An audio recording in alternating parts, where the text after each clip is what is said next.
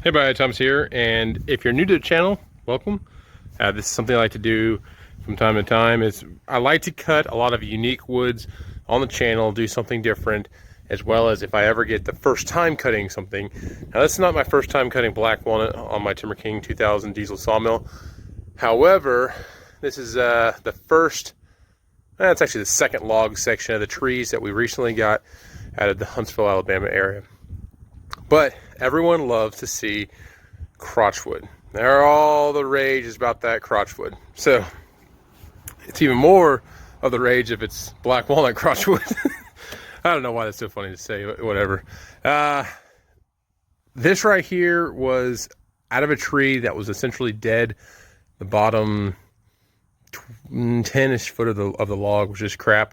And as you can see, even towards the top here, we're going to have a very large section of rot and decay in there. However, again, if you've seen all the rage and all the epoxy tabletops or anything, people don't really mind that as much. When I was younger, this would have been a log. I would have probably just thrown this thing away, burned it, whatever, turned it to firewood. But hey, these are the times that we are in right now, and people are very, very creative and can turn what would be considered a junk log into literally treasure. So, and I'm of the same boat. I've done a lot of things here recently where I can turn some logs that people would kind of like turn their nose up at and make something beautiful out of it. So today we've got this section here. We're gonna cut this crotch out. I'm gonna do my reference cut. I'm gonna cut down until I have a pretty good flat section. So somewhere in this region right here, I wanna stay probably about an inch or so above my log stop here. We'll get that cut, we'll turn it over, and the reason that I'm cutting this side first, if you look at the log, you'll see I've actually got a pretty flat edge on the back side, so that'll actually butt up very nicely once I've taken off that top board to my little built-in stops right here. When you're using these right here, if you have a bend section of the log, such as this, so you can see how the log bends out like this. If you don't have your supports here, if I made that cut first and then flipped it over to make this cut, these would not provide enough protection from the side of the log being over top of my tracks. As it is right now, I'm actually going to be pretty close. So as you can see, I'm pretty close. So you always have to think, where's your best first cut and how is it going to work to your favor? So always, if I can, I'll put the most crooked side first. I'll do that cut, then I'll flip it over, so then my crooked side is going to be going outbound, which is not where I have my choke point. Now, if you have a different saw that cuts on that side, say like a Cook's or like a Baker, then you'd be reverse of this mindset. But you always have to think out your first cut so that you're not running into such as these, like your guides. Like these are the bearings right here, your guide bearings. When you hit those, you can mess up alignment on your sawmill, all sorts of things. So bear with me here. I'm gonna go ahead and set the camera up. I will throw on a time lapse, do these first initial cuts, and I'll do some real-time cutting towards the end where you can see the absolute beauty that is hidden within inside this crotch black walnut. All right, we'll see you.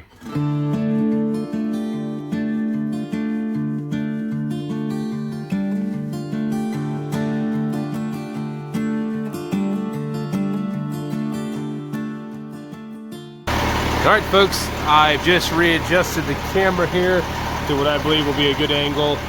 She's cutting pretty clean right now. The blade does have quite a few board foot through her, but we're gonna continue to these last few cuts. I'm currently cutting at 5/4, inch and a quarter thick. So, yeah, we're gonna continue through this. Now, it is a decently wide cut right here towards the end, so I am gonna be going kind of slow, because I don't want that blade to pop up on me. But I don't really want to change the blade yet, so I'm doing what you probably shouldn't do, but I'm going to run the blade pretty long. I think she'll make it, and we'll go from there. So, wish me luck. Here we go.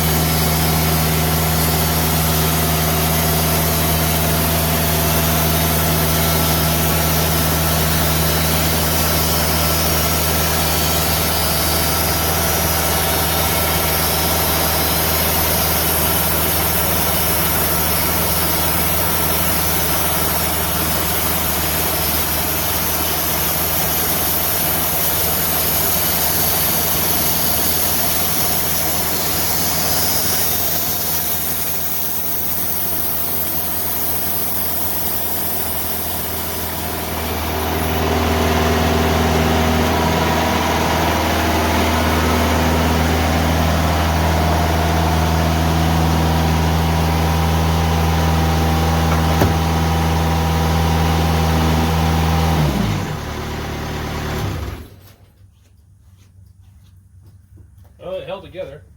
No blade blow up, that's always good.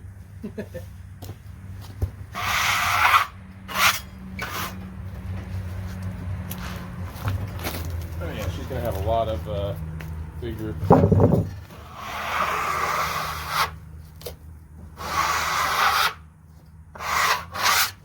I'll scrape these real quick and then get the camera on them.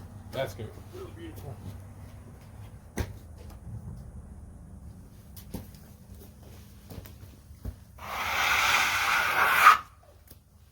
Now, always in sections where there's a crotch or where there's a limb that comes off. So if this branch right here would actually come off, there would actually be some compounding of the grain right there, and that's where you start to get some curl and whatnot. The crotch section, again, it's compounding of the grains between the two pieces, always forcing against each other, and you get this really cool figured section. And right here towards the top in the sapwood sections where you might have a little bit of curl.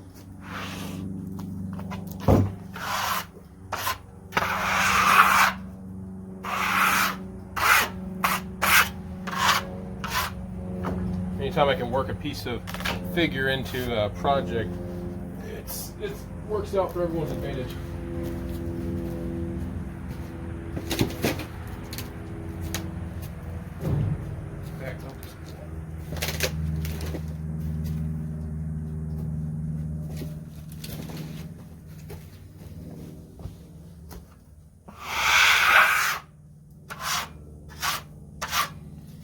And one little section where the rot was is a little bit soft, but that's what epoxy's for.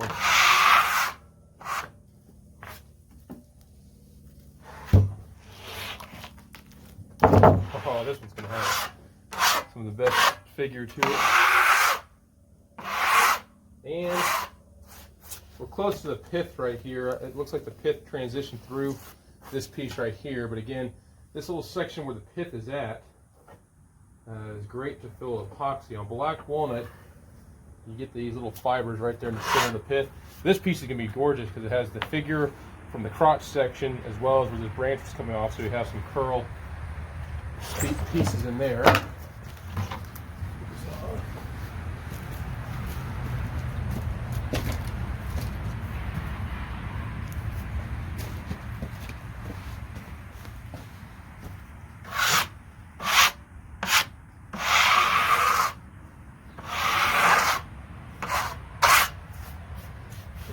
This is going to be, that'll probably be one of the prettiest boards.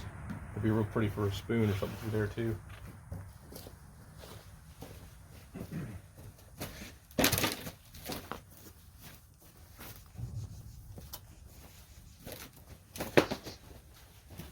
All right, so give me a second. I'm going to move the camera over and we'll also throw some water on these and see how well they pop. All right, folks, so I've tried something new, but this board right here, I've actually used my little sprayer to throw it on there, but these are the boards I'm going to keep. I gave some others to the best sawmill blade sharpener I've ever known, Mr. Robert. He's got a few boards that I'm going to pass on to him to make some spoons out of, some chickens, and whatever else he deems necessary. All right, so here we go. This is water that I've collected off my roof.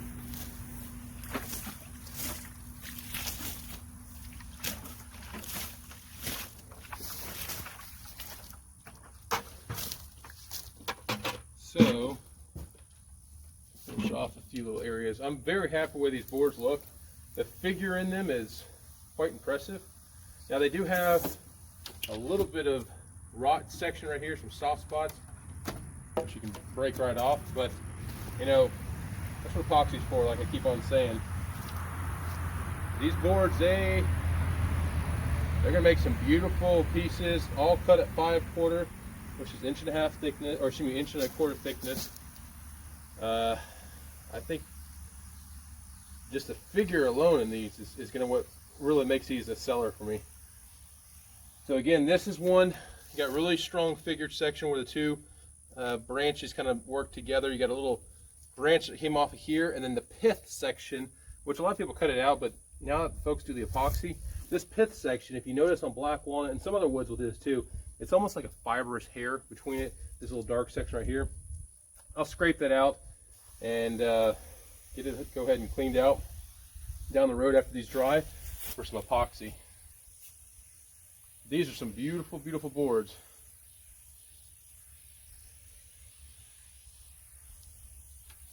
So, hope you found this interesting. A junk black walnut tree that we got up in the Huntsville area. That literally the tree was standing, it was still alive, but really it was going to die. One of the trees been hit by lightning. One of the trees had carpenter ants and termites and all sorts of other crud through there. But just, this is a branch from way up there too, from about 15, 20 feet up there. Very happy, lots of figure. These will make some beautiful pieces. Stay tuned if you want to see more like this. This is something we like to do on the channel, and keep it interesting. We'll see you around. Thanks.